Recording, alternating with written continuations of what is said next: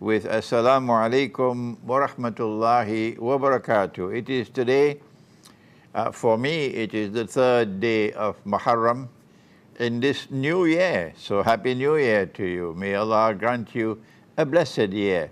Ameen. It is the year 1442 since the Hijrah. And on this day, the third day, I would recite Surah An-Nisa of the Quran. There is a methodology for reciting the whole Quran, and don't attempt to study the Quran unless you're first reciting the Quran as it ought to be recited. The news for today is that we're trying to get Constantinople in the Quran translated to the Greek language. And we've decided that we'll have it professionally translated in Greece. And we already have two sponsors to assist us in meeting the cost of translation. If you would like to assist us in meeting the cost of translation and in the cost of printing the books, do please send me an email. I would like to have the book published before, published in Greek, that is, before I arrive in Athens, inshallah. We are arranging discussion sessions in two cities in Greece, in Athens and in the north in Thessaloniki. And we're going to rent a vehicle and we're going to drive all the way from Athens, all the way north to Thessaloniki. I have heard it's a beautiful drive. But if you would like me to come to your city, if you can arrange a small discussion session with scholars, send me an email and we'll try to see whether we can accommodate you. Our topic today is a fascinating one, and it is connected with the previous subject of Hagia Sophia. Our topic today is the Quran and Hagia Sophia and geopolitics at the end of history. Is that not a fascinating subject? Yes, but you cannot study the Quran on the subject of geopolitics and the end of history and how it's connected with Hagia Sophia, how it is connected with Constantinople, unless you adopt the proper methodology for the study of the Quran and for the study of the Quran as it pertains to the end of history. A pilot who is navigating a ship in the ocean, can he determine the direction to which the ship should be traveling by looking at one star? No, he cannot do that. And Allah has spoken to us in the Quran about proper methodology. Please be patient while I explain it one more time. It is Surah Al-Waqiyah of the Quran, and this is what Allah says, بَعْدَ أَعُوذُ بِاللَّهِ مِنَ الشَّيْطَانِ الرَّجِيمِ فَلَا أُقْسِمُ بِمَوَاقِعِ النُّجُومِ. And I take an oath by the mawakin, plural of makan. Mawakin, makan is place. The mawakin of the nujum, the places or the positions in which the stars are located. Allah takes an oath by that. وَإِنَّهُ لَقَسَّمٌ لَوْ تَعْلَمُونَ عَظِيمٌ. And Allah says this is not an ordinary oath or qasam. This is the mother of all oaths. What is it? The positions in which the stars are located. And then he goes on to say, إِنَّهُ لَقُرْآنٌ كَرِيمٌ, meaning that this subject of the positions in which the stars are located is connected with this subject, or the Quran. Quran means a recitation. Innahu la Quranun Kareem. This is a recitation which is noble. This is a recitation which is generous. If you are faithful to this Quran, if you study this Quran as it ought to be studied, then Allah will raise you. This Quran will raise you to a position of nobility. And this Quran will be generous to you. La yamassuhu illa fi kitabin maknoon. This Quran is located in a book which is protected. A book which is protected. La yamassuhu illa al-mutahharun. None can touch this Quran except those who are clean and pure in their hearts. Is this touch to be understood literally? Of course not. Anybody can touch the Quran. You don't have to be clean and pure, anybody. So it's not literal. It has to be interpreted. So what the Quran is saying is that insofar as penetrating the meaning, the wisdom, the knowledge of this Quran is concerned, none can penetrate it even to touch it unless you are faithful to the Quran, unless you are pure and clean internally in your relationship with the Quran and with Allah. And therefore, if in order to study the stars, you have to go to all the stars, and you have to see how the stars are interconnected with each other to be able to read the stars, the big picture. Similarly, you can't study the Quran by simply focusing on one verse. You have to go to the totality of verses. You have to realize and understand and discover how the verses are interconnected with each other. My teacher of blessed memory, Maulana Dr. Muhammad Fadlur Rahman Ansari, rahimahullah, he said you have to discover the system of meaning. They don't teach this in any Darul Uloom or any Jamia today. This is scholarship that we used to have long ago. Now we've lost it. And we're making an attempt to revive this scholarship. You have to be able to locate the system of meaning, how the verses are interconnected with each other. Similarly, with the end of history, or Akhir Zaman. You cannot study the end of history by focusing on one topic. No, you have to go to the totality of all the things that are connected with the end of history and see how they are interconnected with each other. That is scholarship. And so when we go to the Quran and geopolitics at the end of history, obviously this is not a subject for schoolboys who focus on only one part of the subject.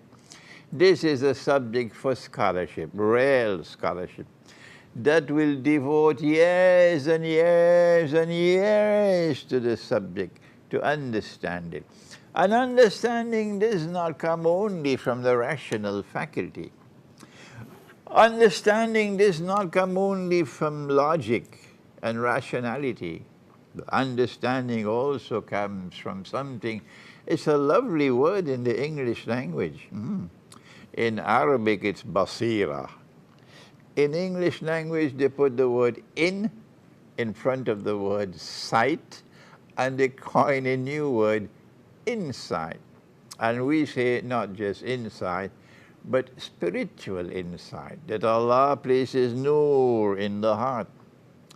And when someone sees with the nur of Allah, then that spiritual insight is what allows you to connect the dots.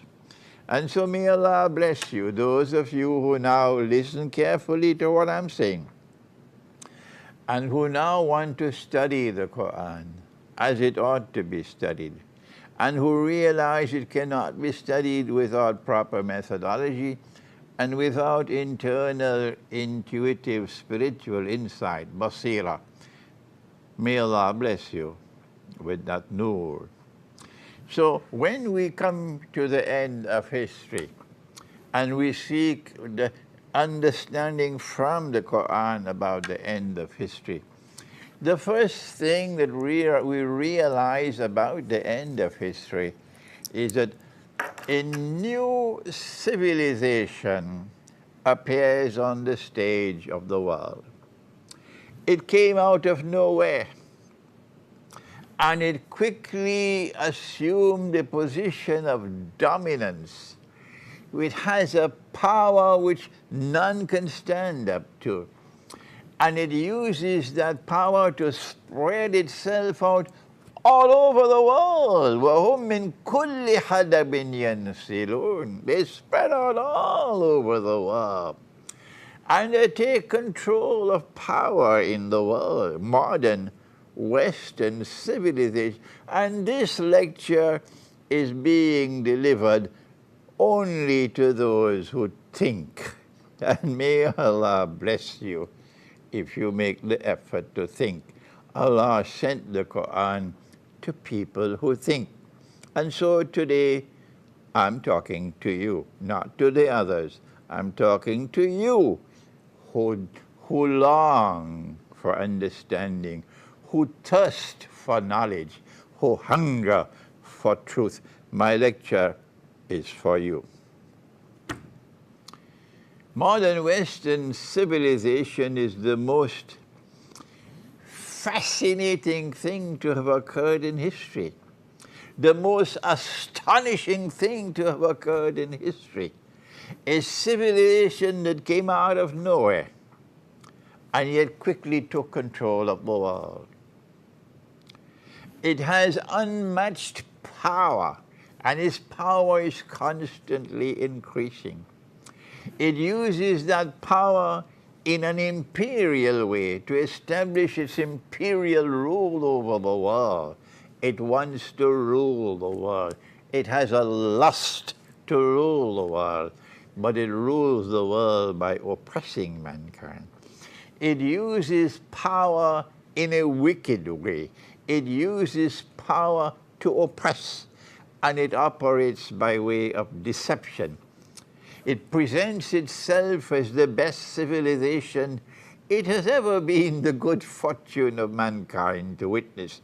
It presents itself as a civilization which has come to replace everything that came before it. All civilizations which came before this civilization are now, in that pretty phrase of Arnold Toynbee, used in his famous book, Civilization on Trial. It's a good book to read. It was published in 1947. Arnold Toynbee, the British historian. And the name of the book, Civilization on Trial. And he used this pretty phrase. He says that modern Western civilization came to replace all previous civilizations and to claim that all previous civilization, including the civilization of Islam, now belongs to the museums of history. They are obsolete. They are moribund. They are like the laptop computer, which is now out of fashion. It's gone, and it's replaced by something superior. That laptop used to be so big and weighing about 15 pounds. Today's laptop weighs only 2 or 3 pounds. That laptop was so slow. This one is so fast. So modern Western civilization has come to replace everything that preceded it. And everything which preceded it now belongs to the museums of history. They are obsolete. They are moribund. And modern civilization has come to take control of the world and remain in control of the world forever and ever. Can this be by accident? What is the explanation for this? Modern Western civilization not only conquered the rest of the world, but did more than that. They colonized the rest of the world. And when they colonized the rest of the world, it was not just to steal their wealth, to make Britain wealthy beyond all dreams, steal their wealth through devious means, like, for example, the monetary system, to make the United States the richest country ever. Modern civilization, Western civilization, had a more sinister agenda than that. They were not just thieves. They also wanted to transform the rest of the world into carbon copies of themselves. They were, for example, a secular civilization. Secularism meant that knowledge comes only from rationality and from observation. And that which could not be observed could not be known. And therefore, if it is only the material universe that we can observe, then this is the only world that exists. It cannot be known. Nothing else can be known. And therefore, there is no reality beyond material reality. That's modern Western civilization. So goodbye to religion. Goodbye to the scriptures. There is no reality beyond material reality. And so religion belongs to ignorant people. Sensible, learned, intelligent people, men of knowledge and wisdom, they're not religious people. And so when modern Western civilization colonized the rest of the world, it then went on to transform the rest of the world into secular societies that would be carbon copies of itself. And so secular politics, secular economics, a secular monetary system. The monetary system is not connected, is not concerned with values. No. And so you could take gold and silver out of the market, money with intrinsic value, and replace it with money which is just paper and has a fictitious value, and you can manipulate the value of the paper and rip off mankind and eventually enslave them. We don't care two peanuts about values, about integrity. Money doesn't have to have integrity. This was modern Western civilization. The Quran says that it came to explain all things. Tibyanan likulli shay. And I am asking my intelligent and learned listening audience, I'm not talking here to schoolboys. Can it be that there is nothing in the Quran to explain modern Western civilization? Not only does modern Western civilization take control of the world, rip off the world, transform the world into carbon copies of itself, but more than that. Modern Western civilization has an agenda. It has an obsession with the Holy Land. And I wrote this book, Jerusalem in the Quran. 20 years ago I wrote this to explain that obsession with Jerusalem, with the Holy Land. Modern Western civilization struggled with something called the Crusades. Even before they had become secularized, they had already embarked on this obsession to liberate Jerusalem. And so they had the Crusades. And when they were waging the Crusades, these Christian people of Western Europe didn't care two peanuts for their Christian brothers on the other side of the world.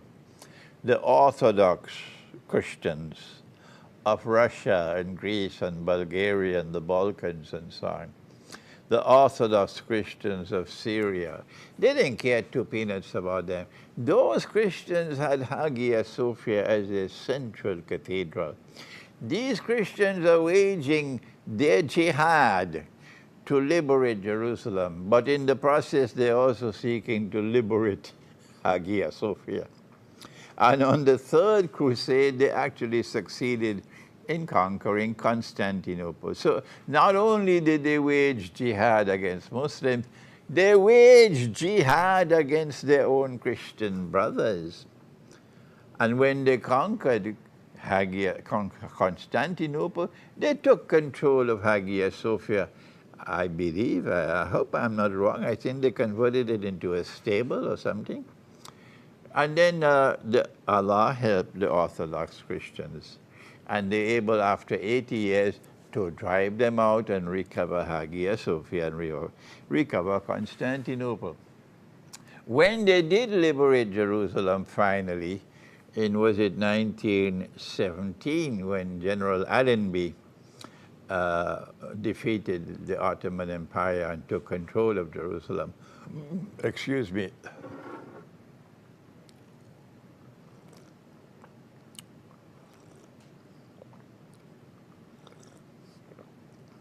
They then proceeded to bring the Jews back to the Holy Land to reclaim it as their own, and then to restore a state of Israel in the Holy Land, and to declare that this is Holy Israel of Solomon, Nabi Sulaiman alayhi salam. Can this be by accident?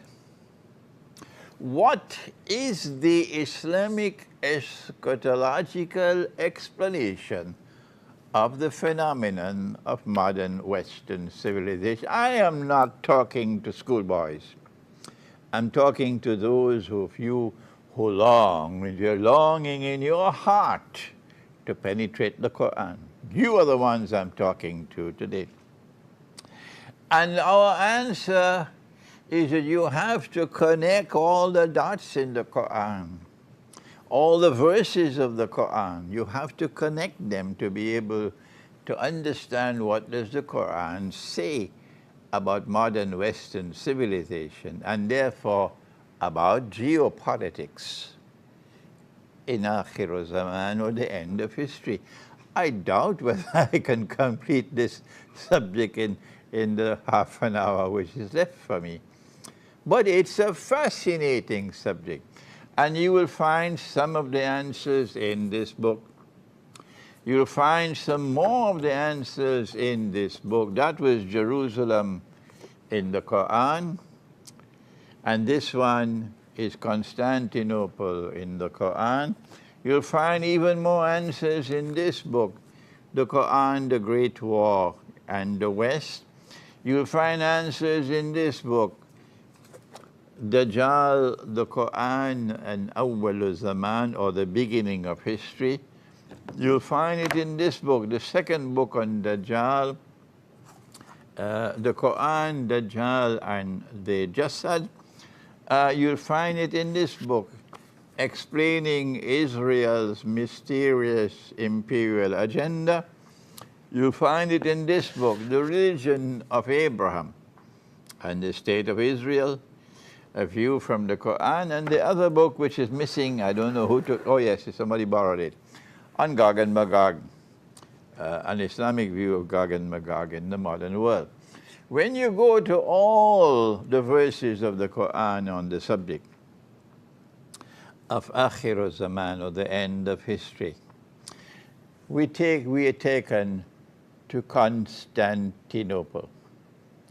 When they saw Jesus crucified before their very eyes, because Allah says, وَلَكِنْ شُبِّهَ لَهُمْ, it was made to appear to them that he was crucified. Some of them were weeping, and others were celebrating. Those who were celebrating, Allah expelled them and then broke them up into bits and pieces and scattered them all over the world. They can never again take control of a city to re-establish a holy state. وَقَطَعْنَاهُمْ فِي الْأَرْضِ أُمَمٍ. But these who are weeping, who now are called an-Nasara, And those are called al-Yahud, the Jews. And these are called an-Nasara, the Christians. Allah blessed these. Why should He not? Because they recognized Him as the Messiah. And they loved Him. And they followed Him. And they wept when they saw what happened. So He blessed them. And in the prophecy, the hadith of Prophet Muhammad ﷺ, Allah blessed these Christians to conquer a city without having to fight for it. It was Constantinople. Let me repeat that.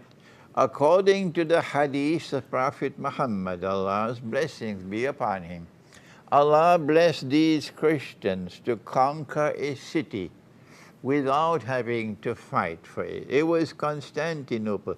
جانب منها في البحر وجانب منها في البر.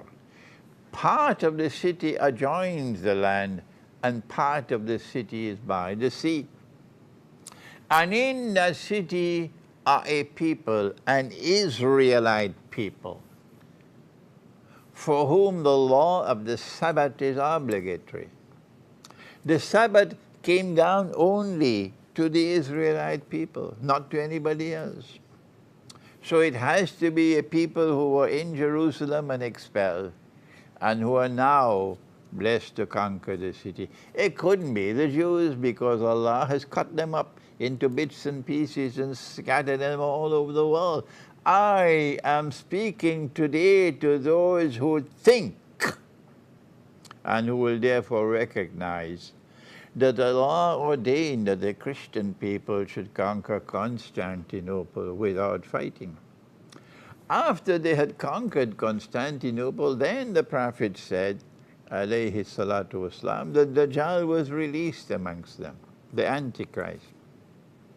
And so the Antichrist now gets to work with the Christian people, and he is successful in getting part of those Christian people to abandon the law. Because the law says that on the Sabbath day you're not allowed to work, and therefore you're not allowed to fish. And when Allah tested them by sending the fish only on the Sabbath day, and on all the rest of the days of the week, no fish. What a test. But these people were now corrupted. They had lost their religion essentially, and because they abandoned the law, and they went fishing on the day of the Sabbath. And Allah cursed them. And He said, Kunu kiradatan khasi'in. So part of the Christian world is cursed. To live like apes. To live like apes. That part of the Christian world which was cursed to live like apes, eventually, the monkey does not wear clothing. He's naked, but that's his way of life. Nothing shameful about that.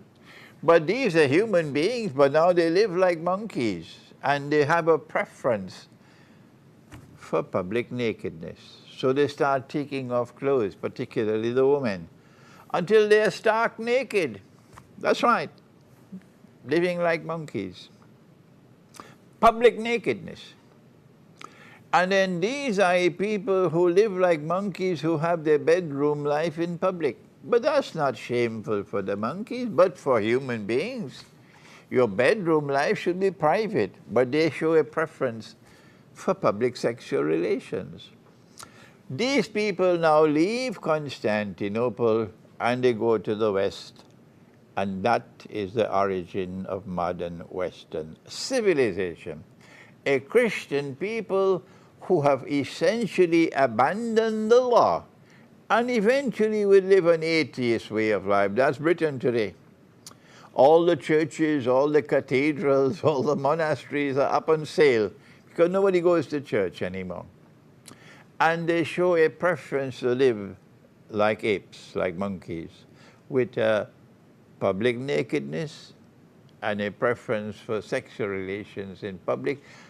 Again, I am speaking today only to those of you who have a capacity to think, not to schoolboys. And so this is the first Islamic eschatological explanation of the emergence of modern Western civilization. But from where? The power of this civilization to conquer the world. When we go to that subject, we go to Gog and Magog. Yes. And if there's one subject in which I have lectured for 20 years or more, and yet has remained a solitary voice crying in the wilderness, with very, very few who speak on the subject on Gog and Magog in agreement with me. Most, absolutely most, the overwhelming majority of Islamic scholarship hold the view that Gog and Magog have not been released as yet. They will be released from the barrier built by Zulkarnain only after Jesus returns, alayhi salam. There are others, a very few, who also speak on Gog and Magog, but their views differ with mine. Even if I am but a solitary voice, it doesn't matter to me at all, and it should not matter to you. Your duty is to seek the truth. And when you are convinced that you have found the truth, then very humbly proclaim it. Proclaim it courageously, even if you have to be a solitary voice, confident that truth will prevail, and everything that seeks to rival truth will go down the river. Who are Gog and Magog? They are human beings. I have lectured extensively on the subject after Ramadan, and my lectures are all on YouTube. I don't know how long they will last on YouTube, but may Allah grant that it may survive. The rabbis in the northern city of Yathrib, now called Medina, had said to the pagan Arabs, if you want to know whether this man, Muhammad, Allah's blessing be upon him, is indeed a true prophet of the one God, ask him these three questions which only a prophet can answer. The answers are not located in history. Don't bother to try. And one of the questions was asked him about the great traveler who traveled to the two ends of the land. And Zulkarnain, the answer came down in the Quran. This traveler is Zulkarnain. And Zulkarnain means either someone who possesses two horns or someone who impacts on two ages, two generations, two epochs. And our view is that Zulkarnain is not any historical personality. We reject the view that he is Cyrus or he is Darius or he is whoever it is. We reject that view. We say that we will not identify Zulkarnain. We will not identify Zulkarnain with any historical personality. Rather, it is an event which will occur twice in history. Karnain means two times, two ages. And Zulkarnain has power, but Gog and Magog also has power. And Zulkarnain, however, he uses power to punish the oppressor. And Zulkarnain has faith, so power rests on the foundations of faith. But Gog and Magog are essentially godless. They are secular. And they use power. Allah gave them the power, but they use that power to oppress. And so Zulkarnain traveled in the direction of the setting of the sun, and he came to the Black Sea. And there he met a people, and Allah spoke to him. Allah spoke to him. Allah spoke to him and said, Ya Zulkarnain, O Zulkarnain, either you use your power to punish or to reward. What are you going to do with these people living by the Black Sea? And he says, I'm going to punish those who are oppressors or wicked, and those who are good, righteous, I will reward them and treat them nicely. On the first occasion, power therefore emerged in the region of the Black Sea, and Crimea commands the Black Sea. And then he traveled in the direction of the rising of the sun, and then thirdly he traveled to a pass between two mountain ranges, and there he came across a people who said to him that Gog and Magog are committing fasad. Fasad is that which corrupts, but corruption which is so wicked it destroys. Can you help us and build a barrier to protect us? And he built the barrier. And Gog and Magog could neither penetrate nor could they scale the barrier. But once he built the barrier, he then spoke these words, which Alexander could not speak, and Cyrus could not speak. No, no. He said, هَذَا رَحْمَةٌ مِّن رَبِّي. This barrier which I built is an act of kindness from my Lord God. فَإِذَا جَاءَ وَعْدُ رَبِّي. But when that time comes of which my Lord has warned, جَعَلَهُ دَكَّ. Allah is going to bring down the barrier. وَكَانَ وَعْدُ رَبِّي حَقًّا. And then the warning of my Lord will come to pass, and Gog and Magog will be released. And so said, so done. Gog and Magog were eventually released. When were they released? How would we know that they are released? Because when they are released, Allah says about them, I have created creatures of mine so powerful none can destroy them but me. So when Gog and Magog are released, they will have a power which cannot be matched by anyone in the world. And they will use that power to oppress wickedly. No power in the world could stand up to them. So when will they be released? When will Allah bring down the barrier? The answer is located in the Quran. And I'm speaking one more time to people who think and who are faithful to the Quran. It is to Surah Al-Anbiya that we now turn. If you want to study the Quran and geopolitics in Akhiru Zaman, or the end of history, here you are. Allah speaks of a town, and He destroyed the town, and He expelled the people of the town, and He placed a ban on them. They could never return to that town to reclaim it as their own until when? Until Gog and Magog are released, and after they are released, they spread out all over the world. وَهُمْ مِنْ كُلِّ حَدَبٍ يَنْسِلُونَ. Then these people will be brought back to that town. Which town is it that is connected with Gog and Magog? Which town is it that Gog and Magog are going to be? The people are going to return to that town. Gog and Magog will bring them back. The answer is provided by Nabi Muhammad alayhi salatu wasalam, who said that when Gog and Magog are released, that is, the barrier is brought down, the first of them will pass by the Sea of Galilee on their way to Jerusalem. And by the time the last of them pass, they will say, there used to be water in the Sea of Galilee. They're on their way to Jerusalem. And our prophet said that they will die in Jerusalem. That's right. At the time when Nabi Isa alayhi salam will return, the last of them would have passed. And they will die. Allah will destroy them in Jerusalem. So the town is Jerusalem. I'm talking to those who think the town is Jerusalem. I am giving this lecture to a people who think, and the town is Jerusalem. My teacher of blessed memory, Maulana Dr. Muhammad Fadlur Rahman Ansari, came to the same conclusion, that the town is Jerusalem. وَحَرَامٌ عَلَى قَرْيَةٍ أَهْلَكْنَاهَا أَنَّهُمْ لَا يَرْجِعُونَ حَتَّى إِذَا فُتِحَتْ يَأْجُوجُ وَمَأْجُوجُ وَهُمْ مِنْ كُلِّ حَدَبٍ يَنْسِلُونَ. This is the Arabic for what I've already spoken.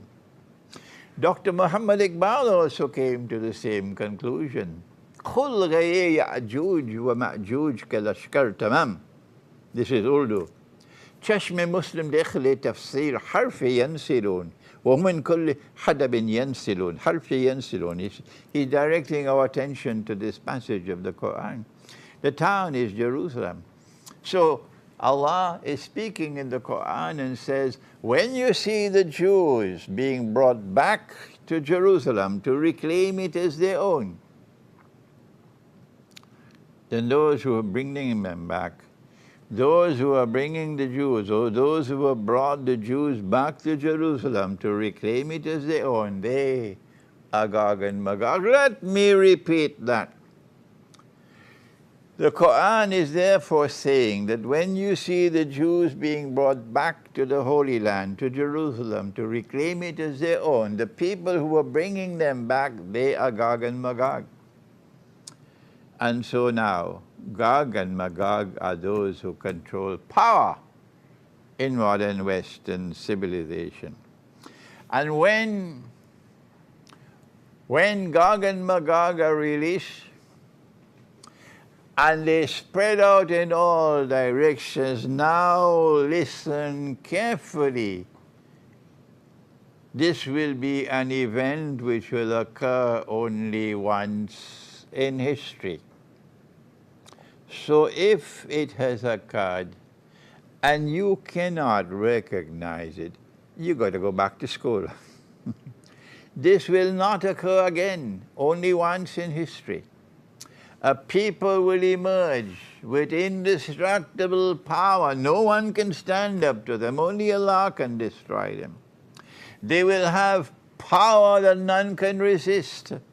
They will use that power to oppress, and they will use that power to spread out all over the world and to take control of power in the world. And they will bring the Jews back to the Holy Land. This has already happened. This is the explanation, an Islamic eschatological explanation of modern Western civilization. They not only spread out all over the world, they are responsible for facade, that is corruption and that which destroys. There is political facade because of modern Western civilization. Politics today is corrupted. There's economic facade. The economy has been corrupted, and the virus is just putting in the finishing touches. There is monetary facade, but the Darul Uloom has no knowledge about that. There's cultural facade, there's educational facade, and there's military facade. This is the explanation of Western imperial wars and Western colonization. The colonized people, we say once more, they were not only colonized, they were not only exploited to deprive them of their wealth, but they were also transformed into carbon copies of the modern West. Modern Western civilization rampaged through the world for 300 years, but some say 309. They did it first with Pax Britannica, and then they did it with Pax Americana. Here is the Islamic eschatological explanation of modern Western civilization. And now they are in transition to Pax Judaica. But remember, the Quran has spoken of Qarnayn, Zul Qarnayn, meaning that there is a first Qarn, or a first age, and a second Qarn, or a second age. In the first Qarn, they were checked. They were placed behind a barrier. They could do no mischief. In the second Qarn, the same thing will happen again. How will it unfold? You have to have eyes with which to see. You have to be able to read and penetrate history. Sometimes it's uncomfortable history, like what happened to Russia. Russia was a feudal state with serfdom. It was an agrarian economy, and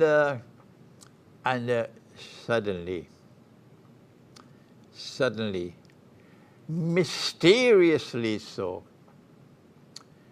a Bolshevik revolution took place. And then the Soviet Union was established, a virulently atheist state, overtly hostile to Orthodox Christianity. And they raged rampage on the Orthodox Christians for 70, 60, 70 years. And they threw dust in the eyes of the modern West. The modern West was very pleased to see an atheist state taking control of the Orthodox Christian, a very important part of the Orthodox Christian world, because they hated the Orthodox Christians. They wanted the Orthodox Christians to abandon their faith and become like the West, monkey town. But the Soviet Union threw dust in their eyes. And the Soviet Union rampaged through the Orthodox Christian, destroying the churches and the monasteries, killing the priests and so on, until the West was absolutely convinced this was a genuine thing. But the Soviet Union also transformed Russia overnight. What they took 300 years to do, the Soviet Union did it in 50, 60 years. Transformed Russia into a modern industrial state with a foundation of science and technology second to none. And it was the Soviet Union that sent Sputnik into the sky to initiate the space age. The United States came after. And after the Soviet Union had built Russia into a powerful, powerful state, a modern industrial state, and with a military power that could emerge more powerful than the United States, then the Soviet Union folded its tent and walked away. This is the positive role of the Soviet Union in deceiving the West. They helped the Soviet Union. They had underhand relations with the Soviet Union, and they felt that with the Soviet Union, even though externally they were enemies, internally they were working together to be able to crush the Christian, Orthodox Christian world. And this, therefore, was the role of the Soviet Union in transforming Russia. Sometimes Allah uses a wicked man to fulfill his purposes. And as soon as the Soviet Union folded and walked away, overnight, Russia was able to advance rapidly to become the most powerful military force in the world today. Yes, if you can't recognize that, perhaps you should ask yourself, why is it that the United States of America, which has intervened helter-skelter for 200 years in every single part of South America and Central America, overthrowing governments helter-skelter, but cannot intervene militarily in Venezuela? Cannot. Why? Because of Russia. And now we see that Russia now has a missile technology that I've explained in my last lecture that could only come from Surah Al-Naml of the Quran, the book of aerodynamics. If you differ with me, fine. This is my view.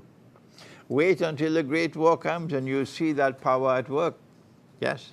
I am using the Quran to explain geopolitics in Akhir Zaman. What are they doing? But now then, something else has happened. That not only has Russia emerged as a powerful military state, but China, communist China, atheist China, has emerged as a powerful economic state, economic power, and a monetary power that is challenging the mountain of gold. You know, the Prophet ﷺ prophesied that the river Euphrates will uncover a mountain of gold, the mountain of gold, the river Euphrates, not the Black Sea. And people will fight for that gold, and 99 out of every 100 will be killed. And each will say, I am the one who will survive. But the believers must not touch that gold. And we have said that that is not literal. It's not a mountain of the metal which has come out from underneath the river. Rather, it's an ocean of oil which will one day function as a mountain of gold, and that's the petrodollar monetary system. And Russia, on the one hand, the military power, and China, on the one hand, challenging the mountain of gold today. The US dollar is living on borrowed time today. The monetary system is collapsing because of China. When these two powers form an alliance, and that alliance comes into being to build a force that now can successfully resist modern Western civilization, which has been rampaging through the world for 300 years, we know that the second curtain is now at hand. This is my Islamic eschatological explanation of geopolitics in the end time. That the alliance of modern Orthodox Christian Russia, post-Soviet Russia, and the China, which has become an economic powerhouse, that this alliance is the most important geopolitical event which has occurred in history since the birth of modern Western civilization. I don't know how many will agree with me, but this is my view. But there is a second alliance coming in Akhir Zaman, or the end time, and that is the alliance between those who follow Jesus, Allah's blessings be upon him, and those who follow Muhammad, Allah's blessings be upon him. Our Prophet, Allah's blessings be upon him, has spoken about an alliance that will take place in the end times with Rome. Rome, of course, is Christian. Rome is not Hindu, and Rome is not Buddhist, and Rome is not Jewish. Rome is Christian.